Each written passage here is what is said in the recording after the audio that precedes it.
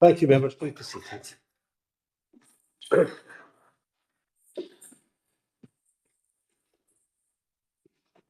Good afternoon, members. Good afternoon, members joining us online, officers.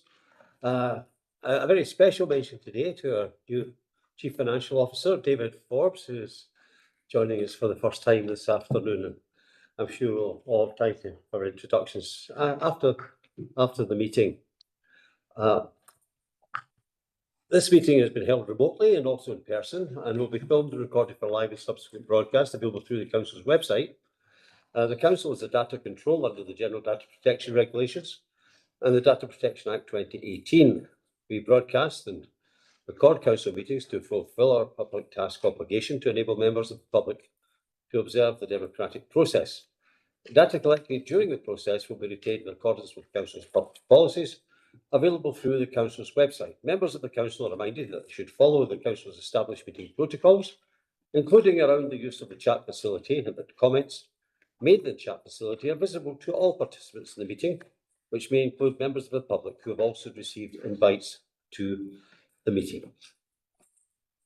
Item 1 in the agenda this afternoon is the apologies and declarations of interest. David?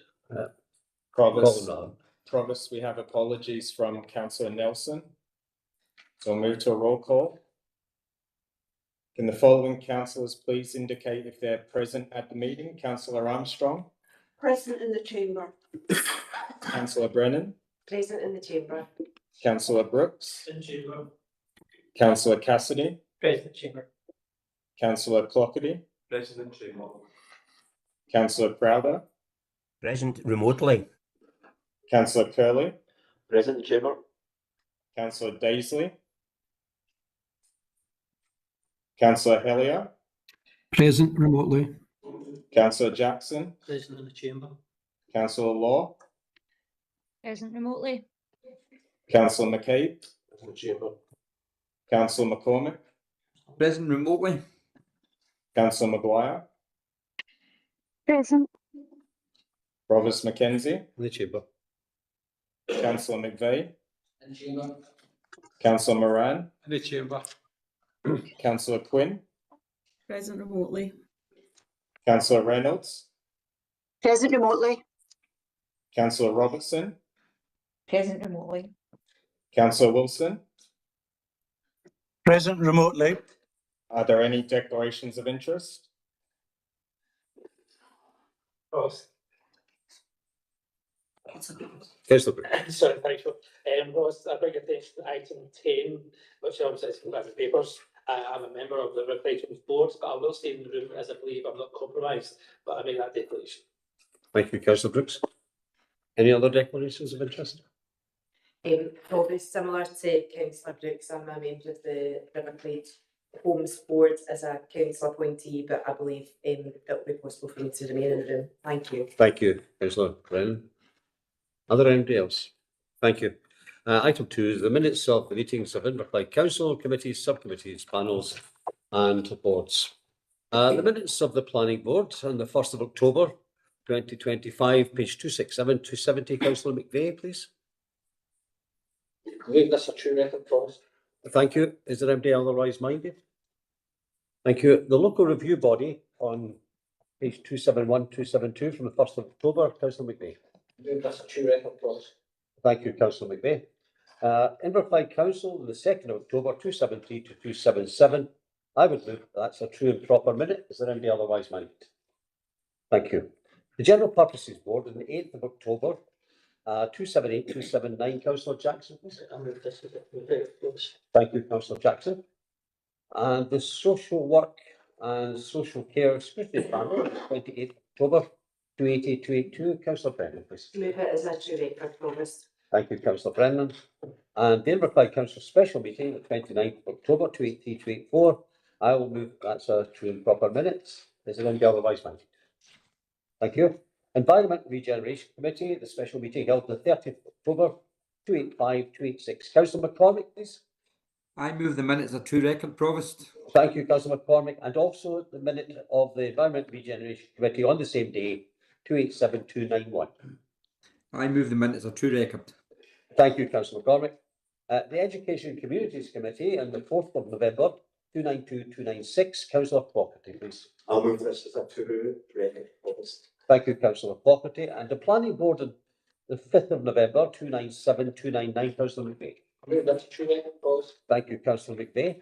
The Audit Committee, held on the 11th of November, page 300 to 301, Councillor Wilson, please. I approve this as a 2-minute Provost. Thank you, Councillor Wilson. Isn't anybody otherwise minded? Thank you. The General Purposes Board, the 12th of November, page 300 to Councillor Jackson. Yeah, I'll move this as a two reading August. Thank you, Councillor Jackson. And the Policy and Resources Committee on the 18th of November, 303, 307, Councillor Moran, please. Provost, I move it to two record. Thank you, Councillor Moran. And the Local Police and Fire Scrutiny Panel, 20th November, 308, 309, Councillor Wilson, please. I approve this as a 2-minute Provost. Thank you, Councillor Wilson.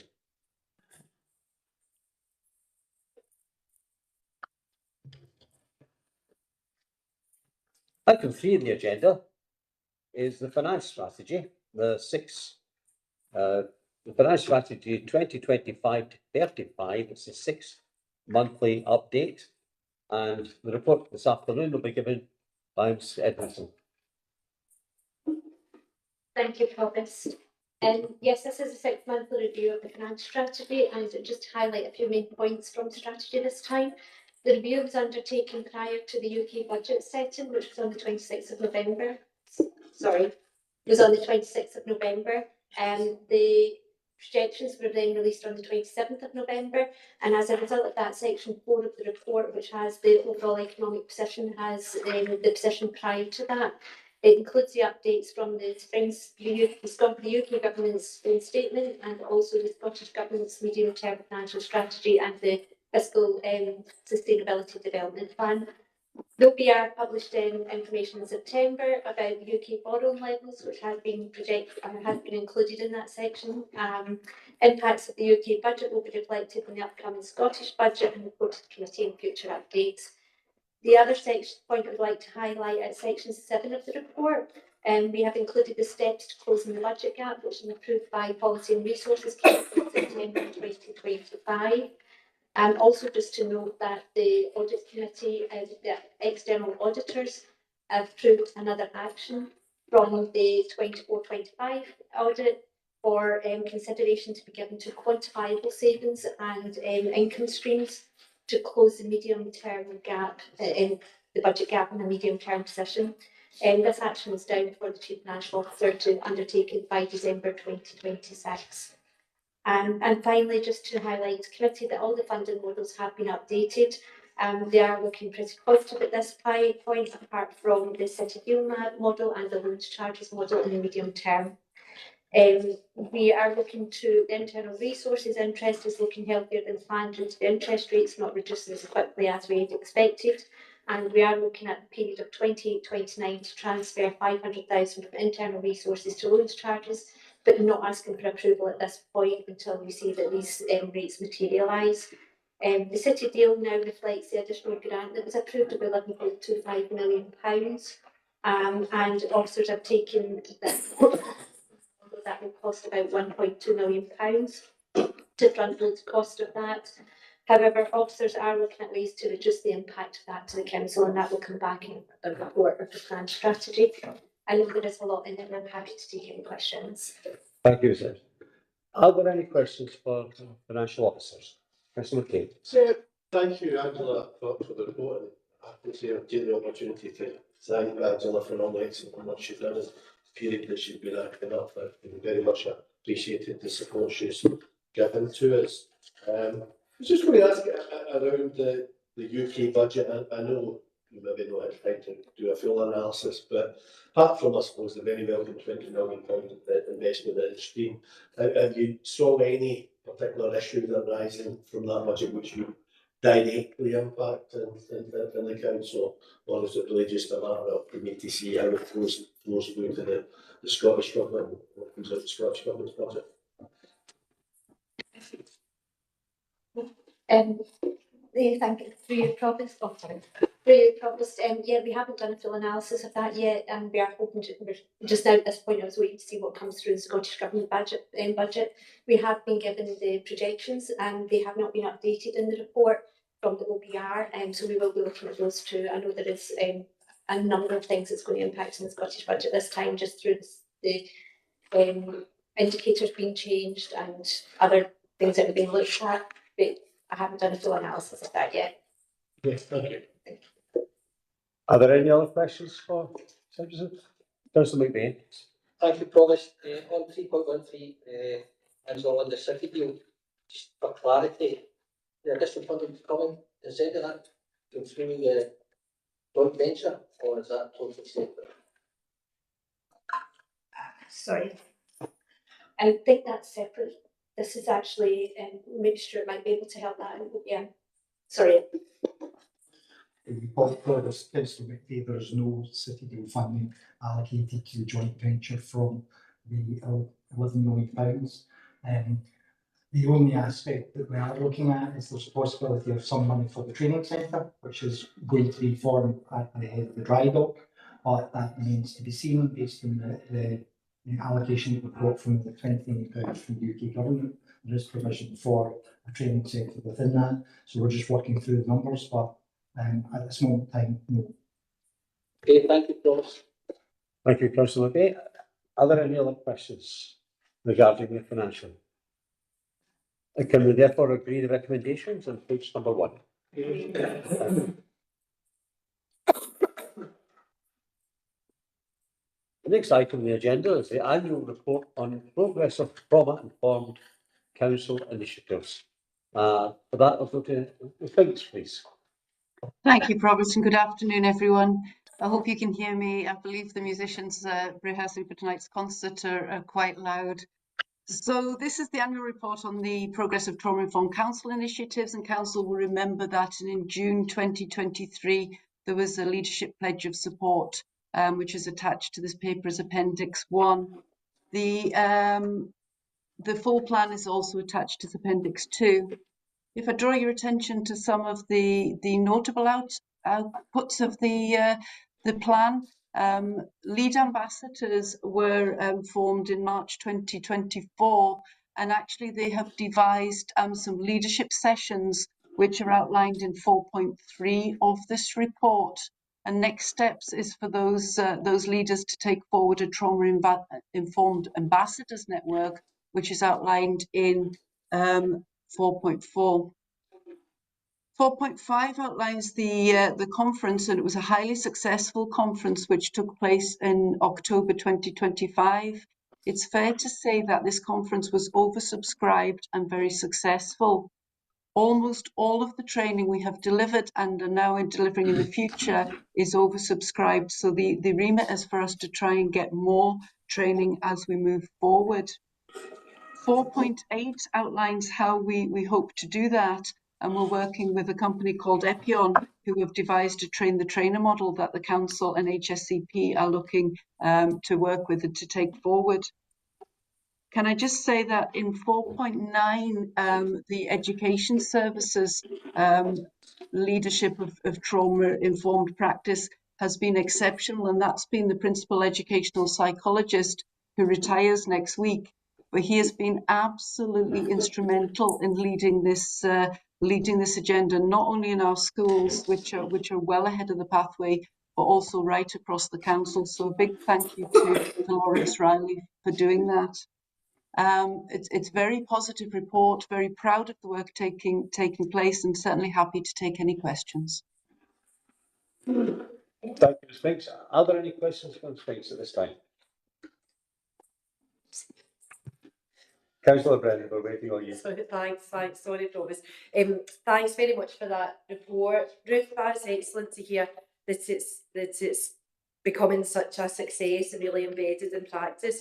It's brilliant to hear that, because I remember the discussions we had when you first brought this to council through the councillors. That's great to hear. I think definitely you've brought out education services there, and that's what I'm hearing, that right from parents phoning a school about an appointment or to make pass on some information about their young people, that the response they get is just really trauma informed and that real kind of sort of welcoming approach to reflect that. And I think I didn't manage to get to the conference myself, but I spoke to quite a few people from the third sector who were there, and they were really, really impressed with it, and really impressed that there were people from all different sectors within the council and sectors within our community there that they might not have necessarily linked with needing to be trauma informed, but that just shows how much it's already within that first year been embedded in the council's approach. So just a big thanks to everyone involved in that. Thank you.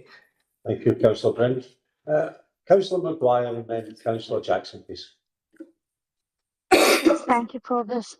Very similar to what Councillor Brennan just said there, I think this highlights the importance of the work, and whilst it's not great that, you know, there's not enough space for people, it is fantastic that so many people are keen to be trauma informed in the way that they approach their work and the way that they work with people. So the only question I really had was, will we be getting back to one of our committee's plans on expanding that, or is that something that will be done at a more operational level? But well done on all the work that's been done on this. I think it's great. Thank you, Councillor Maguire. Councillor Jackson, please. Yes. Oh, sorry, Provost. Sorry, Provost, and sorry, Councillor Jackson. I asked a question. Sorry. And through you, Provost, happy to answer that question. Thank you. Apologies for butting back in. Thank you. Okay, so Councillor Maguire, the Epion training where we've got to train the trainer will allow us to expand our delivery in Inverclyde. So we're very much hoping to be fairly self-sufficient in that, working across the third sector and also offices. Thank you, Ms. Biggs. Councillor Jackson. Yeah, Okay, thank you, Provost. I'm going to take a kind of slightly different view to this, Provost, and I do have a question.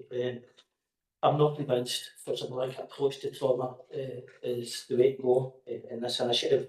And during and after, and even now, there's been a lot of criticism across the board. A lot of papers written that this.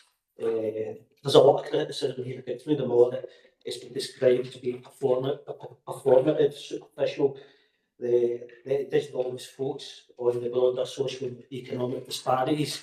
And I just want to ask a question of the council: have we taken cognizance of a lot of the criticism that has been aimed at this blanket approach? And if we look at these criticisms before we adopted this policy. Thank you. Ms. Biggs, would you get to comment on that? So through you, Provost, I picked up on, I think, what most of Councillor Jackson was saying. Certainly, I'm not recognising the comments that have been made about the criticism of this approach. I think if what you're referring to is that it can be almost a blanket approach and maybe a tick box approach, if that's what you're looking at, that's certainly not what Inverclyde are doing. This is a way of treating people over a broad spectrum of interventions that we have with different service users and also our young people. So this can range from the person who, as Councillor Brennan said, the person who picks up the phone in the first instance, or perhaps the person who is dealing with them. It also is linked to our staff. Our staff can sometimes come across very traumatic incidents in their day-to-day interventions with people. So it's actually how we treat our staff after that, and that's with kindness and compassion. We also are linking in with the police and the third sector around this. And the third sector, in my opinion, are absolutely skilled at dealing with clients in a trauma-informed approach, and we have a lot to learn from them, and to make sure we cross-fertilise our training. So I'm not recognising that this is an approach that would require criticism. Councillor Jackson, do you want to come back? I don't want to get into the minor the details of it, because there's a lot of stuff been written on this approach and across the board. There's wide criticism, so I'm surprised that that criticism has been recognised or any action or any investigation done there to look into it. I will remain sceptical until the evidence proves otherwise, because there's a broad range of descriptions of what trauma can be. I kind of refer to a kind of brutal comment where I heard where one person's trauma is another person's Tuesday.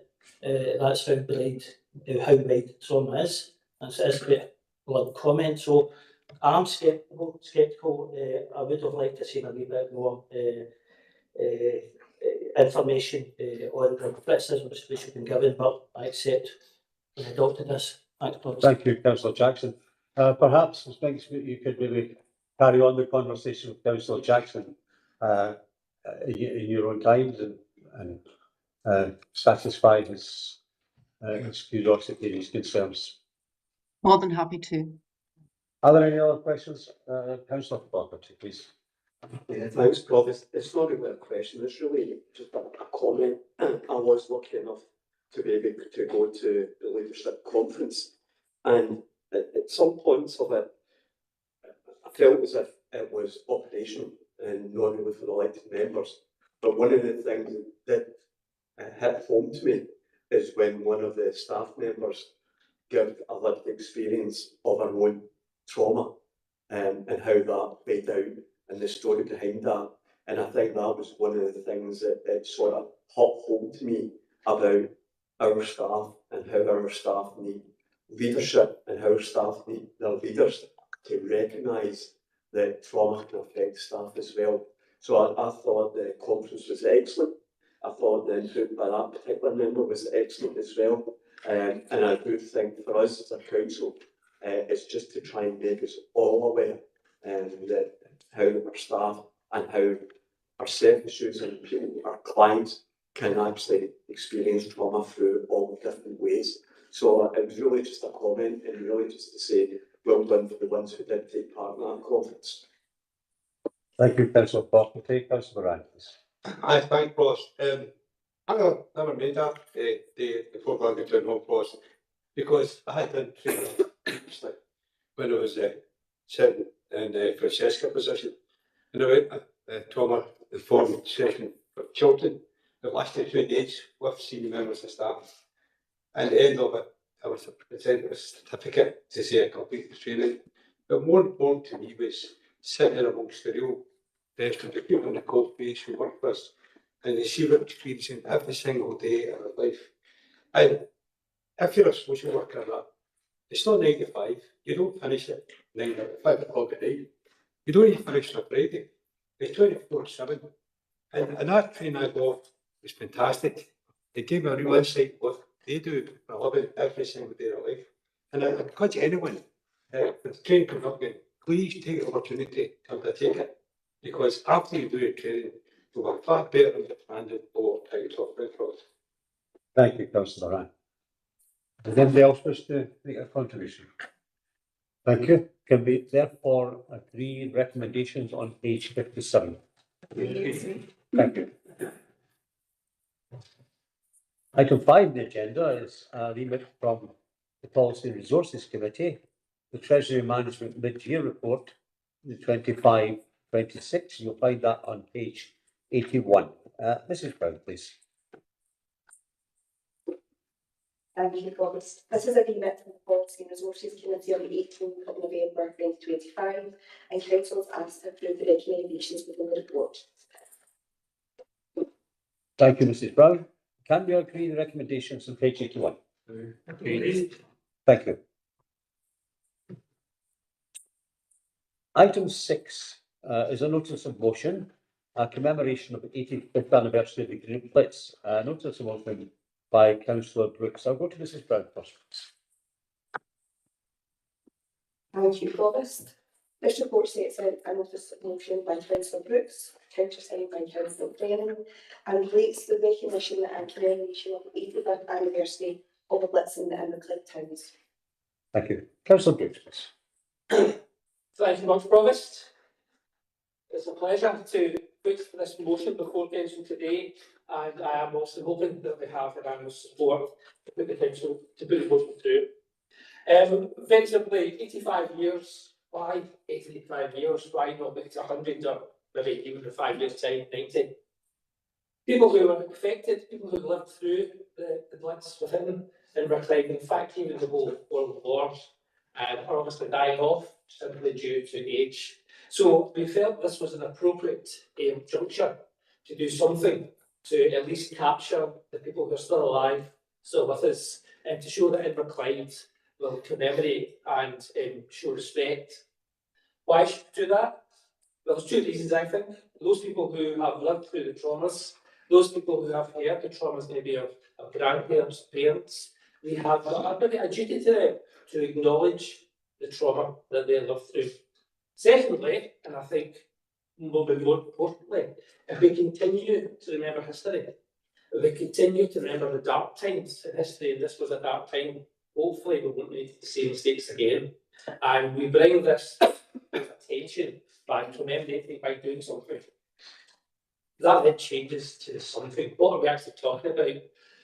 22 elected members in the room, you'll get 25 different ideas. So let's suggest that the members don't come up with an idea and a list of things to do. Our officers, through Ms. Banks, are very committed and tied up to the many events that we put on as a council, civic events as well as commemorative events. So to put more pressure on officers would not have been the right thing to do. So with support from officers, especially Ms. Banks, paragraph 3 was drawn together to obviously and allowing us to find out as a council to ensure the motion was confident. There is a cost has been potentially identified, and you'll see that what we're suggesting here is basically we give the idea to the third sector, and the third sector then bring together whatever that commemoration should be. I'm aware that Historic Society, Inverclyde Veterans, and one or two other third sector organisations are already meeting to actually consider what they would do should this council agree to do something, put our shoulder behind it and put some of the taxpayers' money behind it to for them. So allow the third sector to do something. I'm sure our officers will guide them. I'm looking at the space. I'm sure officers will guide them, be on legislation, be on licensing. Do they need appropriate licence for things? So they'll be guided by officers. We won't just dump the 10,000 with them. We'll obviously guide them to make sure that something happens. So the motion is fairly self-explanatory. I have had notification from Councillor Curley, and I'm content to take the changes or amendments, if it's an amendment that he'll bring forward, but I'll allow him to speak to that at the time. The amendments that Councillor Curley suggested is changing the terminology slightly to ensure that it's an Inverclyde event and not simply Greenock, and adding on some people who died in the pro-plasma Greenock area, I believe. So the numbers changed slightly. We're simply identifying the deaths that happened in Inverclyde rather than explicitly Greenock. But my motion is on the table. I'm going to move it, Provost. I will allow obviously my colleague to second it, and I'm sure we can bring Councillor Curley at the proper opportunity. Thank you very much, Councillor. Thank you, Councillor Brooks. Councillor Brennan? Thanks very much, Provost, and thanks very much, Councillor Brooks, for bringing this motion forward. Yeah, I've got a lot of similarities with the points that Councillor Brooks has made, but we've very recently had Remembrance Sunday and the commemorative events linked to that, and we all know that's a really important part in the year for us councillors and for people out in the community. And I think, as Councillor Brooks has said, why is it so important? That's something that I think of every time we have Remembrance Day. And I think of a sort of leading light in commemoration is a World War II veteran, George Batts, who died in 2022. And that's something that we do see very much, is that those who witnessed the horrors of war firsthand were losing them year on year, understandably. But what George Batts said was that people who are wondering about commemoration should look at war graves, look at the ages of the people who we've lost, and make sure that world wars don't ever happen again. Now, I think always when we think of World War of my grand's stories, she was really, really keen when it came to World War II to work in local canteens for different soldiers and sailors who find themselves in Greenock, and eventually actually met her husband doing that voluntary work, who was a Polish sailor and who chose to stay in Inverclyde and make a family here because of the warm welcome he received and the really kind, inclusive community that he found in Inverclyde as a migrant there. Now, that community spirit that my gran so often spoke of, it's important to keep, and that's why it's mentioned in the motion here, because that was something that we saw, not me firsthand, but people saw during the Green Eclipse and the wider Inverclyde surrounding areas. But as I said, we move a lot further from this being living memory, from people who've actually experienced world wars, and so we need to try to stop that happening through shared memory and through commemorative events such as I proposed in the motion.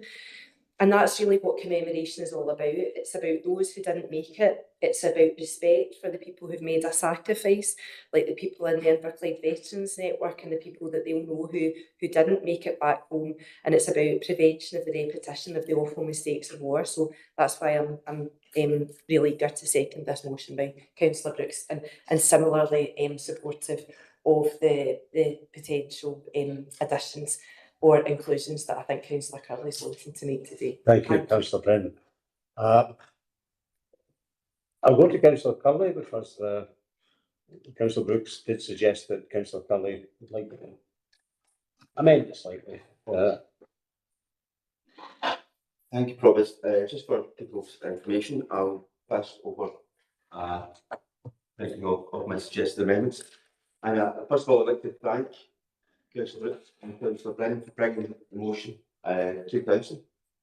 I think the 80th anniversary of the Blitz in Inverclyde obviously was the middle of the pandemic, so obviously that affected what we had to have at that point in time. So I think the 80th anniversary, Councillor Brooks explained it well. It's just trying to bring that opportunity for people to have that commemoration when there's still people who can give first-hand accounts of what happened in Inverclyde. Very supportive of the amendment of the motion.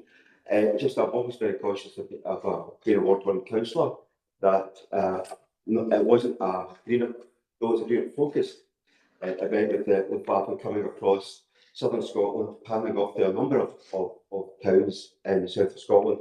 Green was a primary focus in the shipyards centred around Inverclyde. But obviously it was, as we all know, it was a total war. It wasn't a precision attack, it was an attack at the area, and unfortunately large sections of our civilian population were impacted by this attack on industry. And if you look at the specific information that's available from the Imperial War Commission, you can see that the vast majority of people who died actually died from the 6th and 7th of May.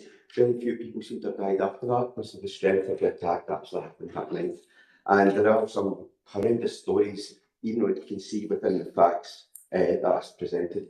There was a private who lived in Belvoir Street who was away fighting, and his whole family was killed while he was away fighting. So we know this has a big impact on people of Inverclyde, not just of Greenock. So my suggested changes obviously provides that more inclusivity to the impact it had on the wider Inverclyde, which was all in the original motion, but I think it's important to, we were talking about the actual numbers, etc., that we actually have the deaths, where actually there's 73 or 74 within Greenock. There was actually another 2 within Greenock, so just to have them included within the motion, it would be appropriate. And I thank you, both Councillor Brooks and Councillor Brennan, for accepting those changes. So I don't propose to this as a formal motion. I think if it can be done by agreement, I think that'd be great for, again, showing this unanimous position on us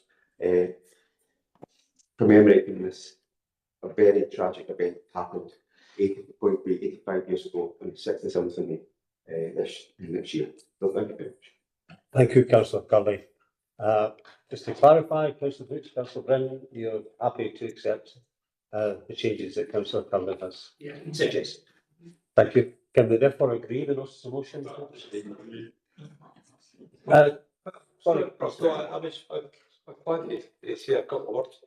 The Blitz is very personal to me, much as a more father and mother back in during the Blitz.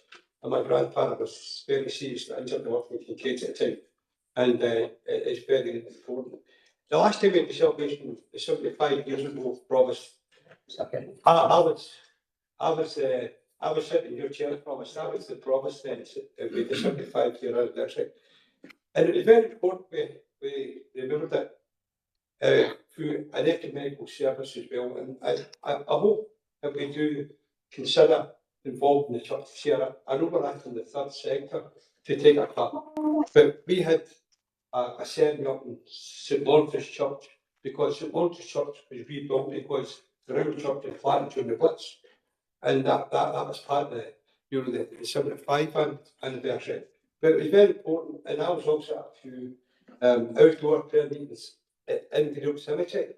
We were very ecumenical service when we actually remembered the people who were left alive and prayed for them. And I just hope that the third sector, I've got no problem with that.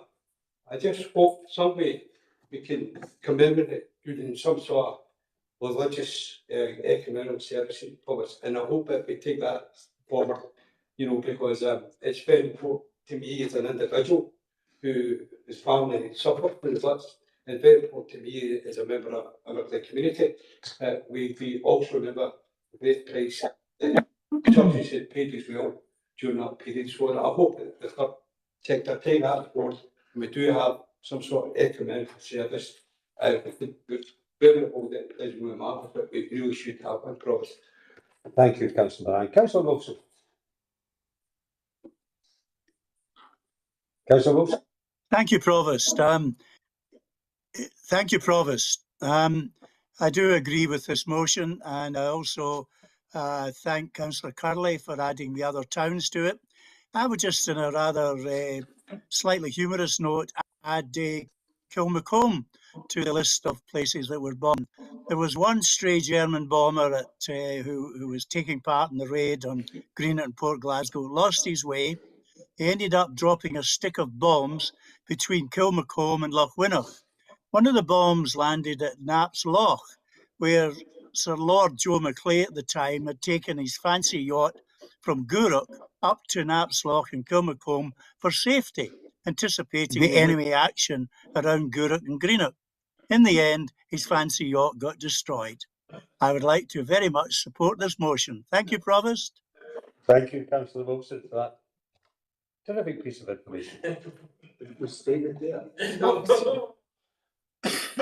Can we agree to support the notice of motion? Thank you. Item number 7 and 8. We now go from being members of Inverclyde Council to members of the Whitmire Trust and or the What Institution Trust. Item 7 is the Trust Fund's annual accounts, and I'll go to Ms. Anderson for this. Thank you, Provost. This is the report is asking the Council's trustees to adopt the annual accounts for the Whitmire Trust and the What Institution Trust for 24-25. The account is required to be signed by the Provost and the Treasurer and can be found at appendices and attached to the report. The only things I'd highlight is the Whitmire Trust has an amount balance of 115,000 at 31st of March 2025, which is an increase of 17,500 in a year. There is a report elsewhere in the agenda, read a potential use of the reserves. Also, the Watt Institution has an allocated reserves balance of 45,798 at the 31st of March. However, there are costs of 13,000 still outstanding for the work to improve the safety and security of collections at the museum, and also a further 5,536 is outstanding towards the cost of experts to assist in valuation of the Trust's heritage assets that were previously approved by committee. This results in a final reserve balance of 27,262,000 at 31st of March 25. Happy to take any questions. Thank you. Does any member wish to ask any questions regarding these accounts? Yeah, I suppose just in terms of the Watt Trust, the reserves that have been used up, and there are in a sense, and I suppose the question is, if we were to get to the point where the reserves would be fully depleted, what would be the implications? Would we be winding up the trust, or would the council put the extra money in the trust, or the council simply take on full responsibility for the maintenance of what institution?